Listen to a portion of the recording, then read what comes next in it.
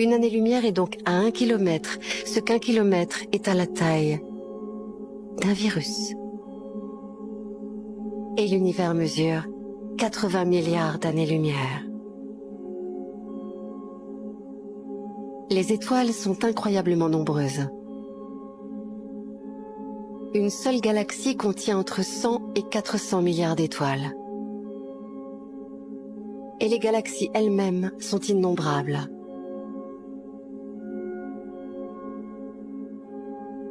Ce que l'on voit actuellement, ce ne sont pas des étoiles, mais des milliers de galaxies.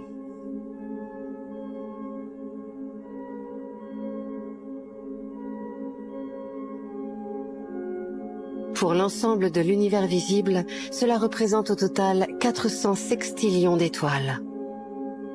Un nombre tellement important que l'être humain peine à le concevoir. Pourtant, ce n'est pas si dur. Il y a autant d'étoiles dans l'univers observable que de gouttes d'eau dans tous les océans de sa planète Terre, ou de grains de sable sur toutes ses plages et ses déserts. Mais cette immensité ne représente elle-même que l'univers observable, cette zone au-delà de laquelle les télescopes humains ne peuvent voir. Une toute petite partie de l'univers réel. L'homme habite la banlieue lointaine d'une galaxie anodine, perdu dans un univers si vaste qu'il ne peut même pas le concevoir dans son ensemble. Face à ces échelles astronomiques, ne serait-il pas insignifiant?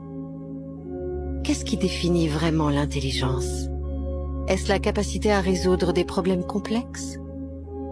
À ce jeu-là, les corbeaux se débrouillent plutôt bien.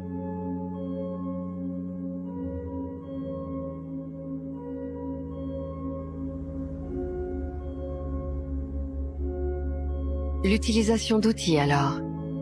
Il n'y a pas que les singes ou les oiseaux qui en utilisent. Les poulpes, qui en plus de leur cerveau principal, possèdent un cerveau indépendant dans chaque bras, sont capables de prouesses insoupçonnées. Le langage, voilà une spécificité bien humaine.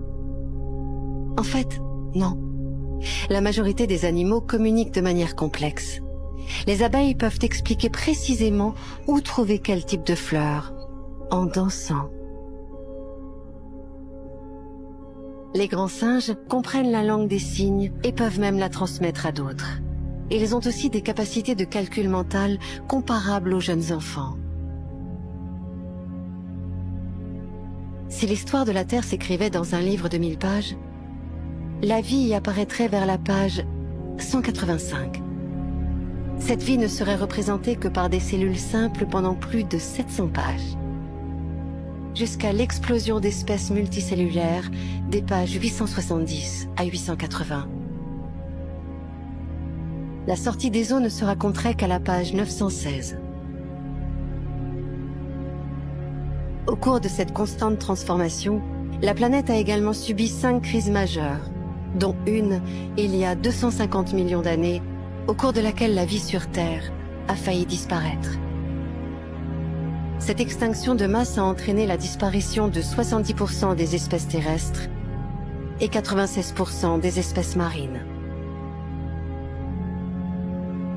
La planète a mis près de 10 millions d'années à s'en remettre et à reprendre l'inexorable danse de l'évolution, avec ses disparitions et ses nouveaux arrivants, comme cette fois-là les dinosaures, à la page 960 de l'histoire de la Terre. Malgré plus de 7 milliards d'humains sur Terre, l'homme n'est pas l'espèce la plus abondante. Loin de là. Les hommes sont par exemple 3 fois moins nombreux que les poules. Même en comptant la masse cumulée de tous ces individus, la biomasse, l'humanité ne pèse pas plus lourd que les fourmis. Les humains ne sont pas non plus les plus grands, ni les plus forts, ni ceux qui vivent le plus longtemps. Si certains requins ou tortues vivent aisément plus de 200 ans, les coraux et des éponges vivent plusieurs milliers d'années.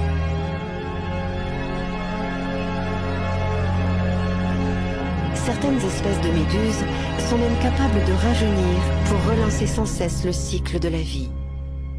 Sans accident ou prédateur, elles pourraient être immortelles. Et si on les compare aux autres espèces, les humains sont d'une fragilité déconcertante. Les étoiles de mer, par exemple, peuvent faire repousser tout leur corps à partir d'un bras.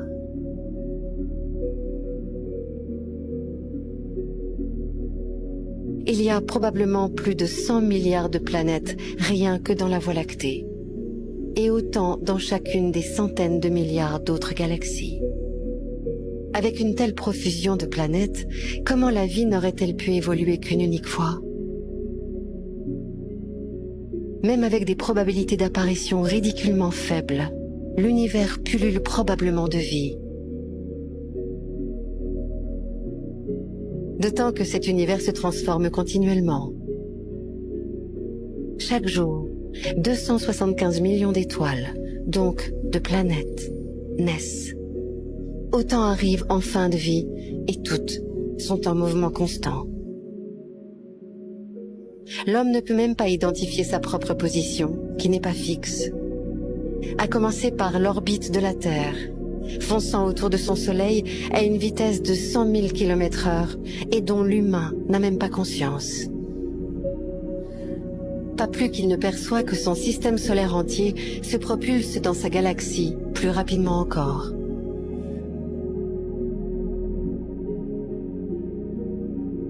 Et pour finir, sa galaxie, comme toutes les autres, est elle-même en mouvement. Elle se rue vers la galaxie la plus proche, Andromède, à la vitesse de 720 000 km/h. L'homme si supérieur semble bel et bien perdu dans un océan cosmique en perpétuel mouvement. Dans cet univers démesuré, affirmer qu'il n'y a pas de vie ne revient-il pas à plonger un verre dans l'océan et conclure qu'il n'abrite pas de poissons? Au final, les humains n'ont pas la moindre idée de leur place dans l'univers. Sont-ils seuls ou simplement insignifiants? Les humains ne supportent qu'une petite gamme de températures. Leur peau est très fine, leurs organes faillibles et leur physiologie chétive. On pourrait même se demander comment cette espèce a survécu jusqu'ici. Le Moloch hérissé peut tenir des années sans boire autre chose que les rares gouttes qu'il récolte sur sa peau.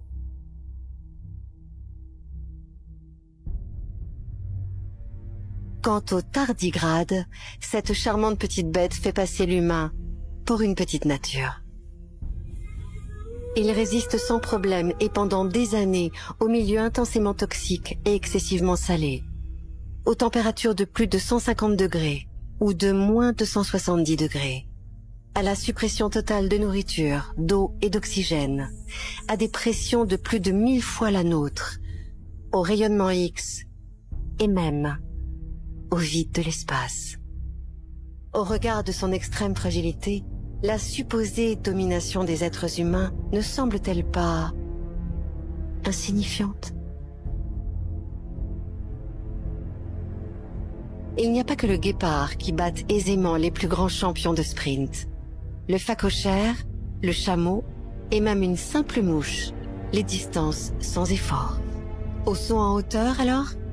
Le puma bat tous les records de saut en hauteur, jusqu'à plus de 6 mètres dans les airs, sans élan et sans perche. L'haltérophilie? Le scarabée rhinocéros peut porter 850 fois son poids, l'équivalent d'un humain soulevant 65 tonnes, sans entraînement. Les éléphants de mer, des mammifères comme les humains, peuvent plonger 10 fois plus profond que les plus grands champions d'apnée, à plus de 2000 mètres de profondeur, et rester sous l'eau pendant 2 heures, sans respirer. Pour les sports de combat, ce ne serait pas mieux. Les humains les plus combatifs ne tiendraient pas un round contre un gorille, un ours ou un kangourou. Sans parler des nombreux animaux beaucoup plus petits qui peuvent remporter l'affrontement sans même avoir à combattre. Comparés aux autres animaux, les humains ont des sens peu performants. Ils ne voient pas loin, pas la nuit. Ils sont aveugles aux ultraviolets et aux infrarouges. Et insensibles aux ultrasons. Ils ne détectent pas les champs électriques ni le champ magnétique terrestre.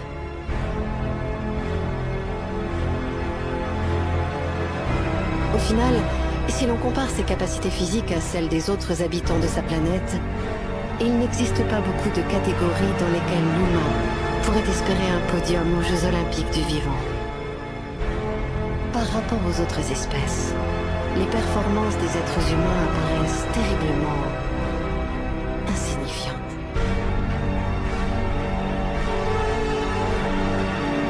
Chaque minute, il donne naissance à 250 bébés et produit 4000 tonnes de déchets.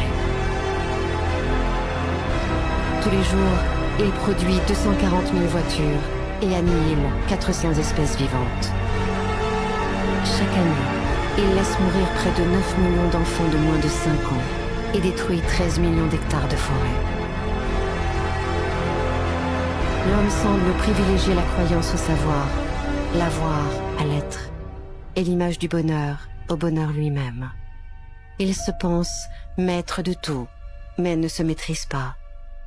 Il est la seule espèce à avoir développé la capacité de détruire son propre environnement sans avoir développé la sagesse de ne pas le faire. L'humain, si précoce, est encore immature, capable du meilleur comme du pire. Parviendra-t-il à l'âge de raison avant d'avoir brûlé sa propre maison? Cette question est tout, sauf insignifiante.